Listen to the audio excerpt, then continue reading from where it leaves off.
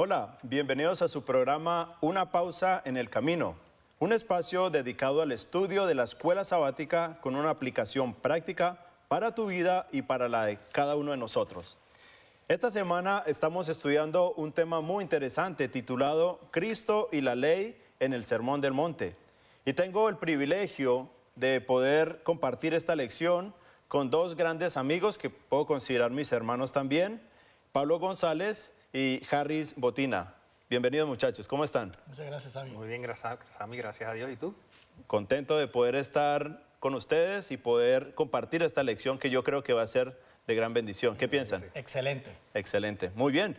Y claro, antes de empezar, vamos a hacerlo con una palabra de oración. Harry, ¿nos puedes dirigir, por favor? Gracias por concederme la oportunidad, Sammy. Oremos. Padre Celestial, te damos gracias, Señor, por darnos la oportunidad de estudiar tu palabra, de poder compartirla y así poder entender lo que tienes para nosotros y el mensaje para nuestro carácter y así, Señor, estar preparados para tu pronta venida. Te lo pedimos en Cristo Jesús. Amén. Amén. Fíjate, Sammy, el título, como mencionaste, de la lección de esta semana, Cristo y la ley en el Sermón del Monte. Correcto. Usualmente cuando hablamos del Sermón del Monte, ¿en qué pensamos? Las bienaventuranzas, ¿verdad? Básicamente eso es lo que siempre viene a la mente. Cuando hablamos del Sermón del Monte, hablamos acerca de todas las bienaventuranzas que Jesús estableció. Pero interesantemente, este sermón es mucho más que eso y lo vamos a estar discutiendo durante esta semana. Básicamente, el sermón está dividido en 3 capítulos y vamos a estar viendo en pantalla ahora un organigrama en términos de cada uno de los temas que está cubierto en este sermón. Inicialmente, la primera parte de este Sermón del Monte habla acerca de las bienaventuranzas, que son las que todos conocemos, que se encuentran entre Mateo 5, del 1 al 12. Luego, la segunda parte habla acerca de la comparación entre cristianos con la luz y la sal, cómo Jesús compara a los cristianos con la luz y la sal, y eso lo encontramos en Mateo 5, del 13 al 16. La tercera parte del sermón habla acerca de la ley de Dios, esa la encontramos en Mateo 5, del 17 al 48, y la parte cuarta o la final la encontramos en Mateo 6, del 1 al 7 y 23, ya se habla acerca de la conducta cristiana. Así que realmente el Sermón del Monte va mucho más allá que lo que siempre hemos estado acostumbrados en términos de escuchar las bienaventuranzas. Y el versículo de esta semana es muy interesante. Lo encontramos en el libro de Mateo 5, 17. ¿Cómo dice el versículo? Bueno, como vemos en la pantalla, dice, no piensen que he venido a anular la ley o los profetas. No he venido a anularlos, sino a darles cumplimiento. Les aseguro que mientras existan el cielo y la tierra, ni una letra ni una tilde de la ley desaparecerán hasta que todo se haya cumplido. Interesantes palabras. Yo creo que va muy a la par con lo que discutimos la semana pasada en el estudio de la lección también, que hablaba acerca de Jesús y todas las tradiciones religiosas que habían y cómo los fariseos y los mismos judíos comenzaron a observar, inclusive darle más importancia a este tipo de leyes y a este tipo de tradiciones que a la misma ley de Dios. Correcto. Es muy interesante, Pablo y Sammy, ver la palabra usada. La palabra usada se refiere a cumplimiento, llenar.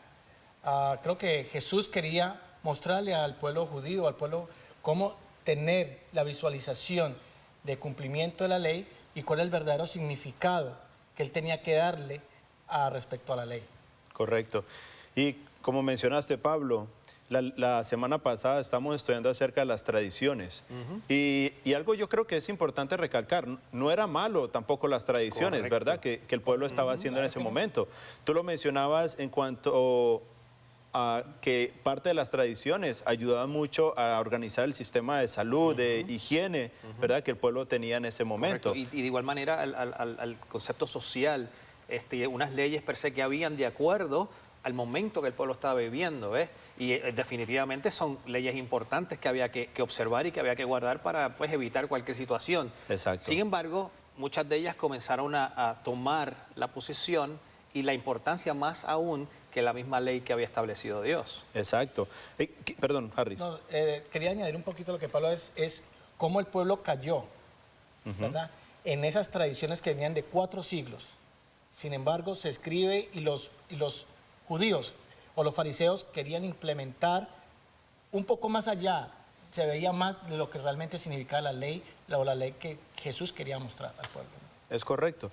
Y algo que les quería hacer, ¿por qué Jesús o qué estaba pasando entonces en ese momento cuando Jesús lee estas palabras?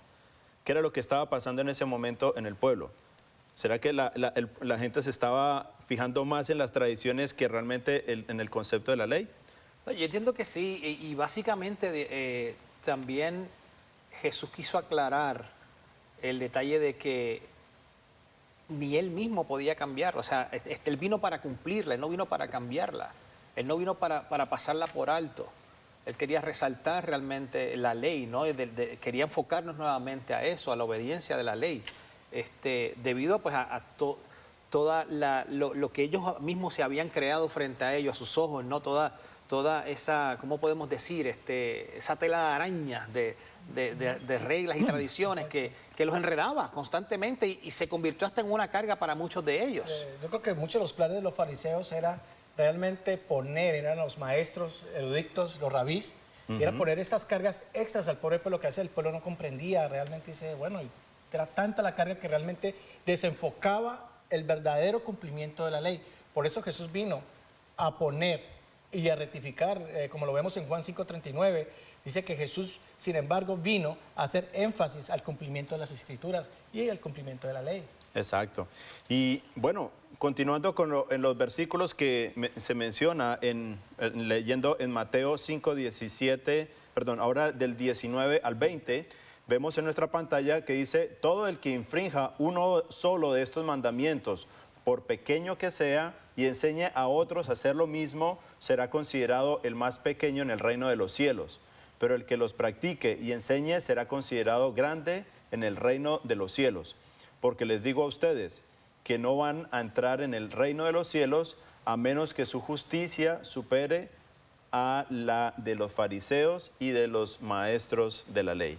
Algo estaba pasando.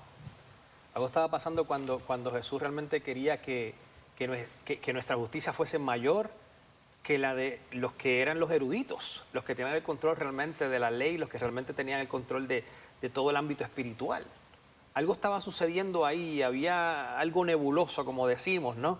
Y Jesús vino a resaltar eso. O sea, la ley real que tenemos que aprender es esta que estableció el Padre, ¿no? Desde un principio. Esas demás cosas, inclusive dice la palabra que Él vino a cumplir la ley y no vino a eliminar los profetas. O sea, era simplemente llevar nuevamente la atención a lo que tenían que llevar. ¿Ves? Estaban totalmente desenfocados, ¿ves? Y Él quería enfocarlos nuevamente a lo que tenían que realmente darle importancia. E interesantemente, más adelante sigue diciendo que esa misma ley va a mantenerse mientras el cielo y la tierra permanezcan. Exactamente. O sea, la ley que Dios estableció desde un principio, la validez es básicamente eterna. El cielo y la tierra va a existir eternamente. Aquí vamos a vivir luego en la eternidad. La ley va a mantenerse hasta la eternidad. ¿Cómo vamos a intentar nosotros? ¿Cómo el hombre intenta en algún momento en cambiarla? Hay que tener en cuenta, aunque Dios vino a rectificar, Él también vino a sus costumbres, porque pues Jesús pertenecía al pueblo judío, ¿no? Exacto. Tenía sus costumbres y Él como sus costumbres fue al templo para orar e hizo.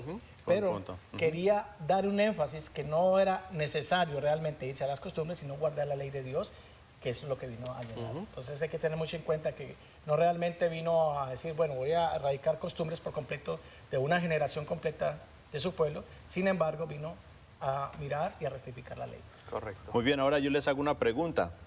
Entonces significa que ahora en la actualidad, si Jesús viniera, ¿qué ejemplo nos daría?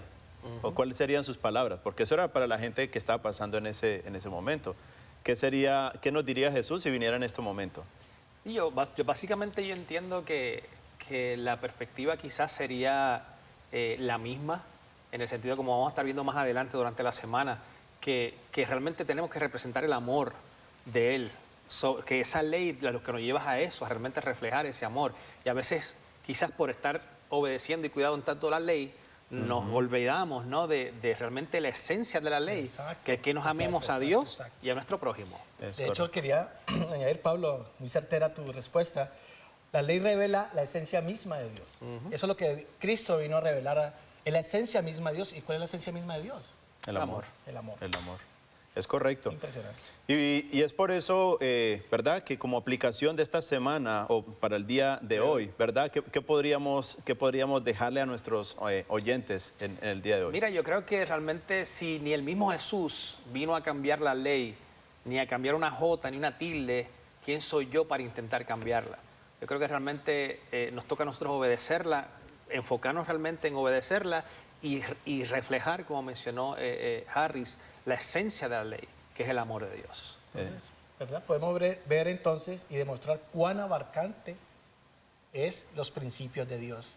Así Que es. están no abarcando desde uno pequeño que nos abarcan hasta nosotros, hasta los días de hoy.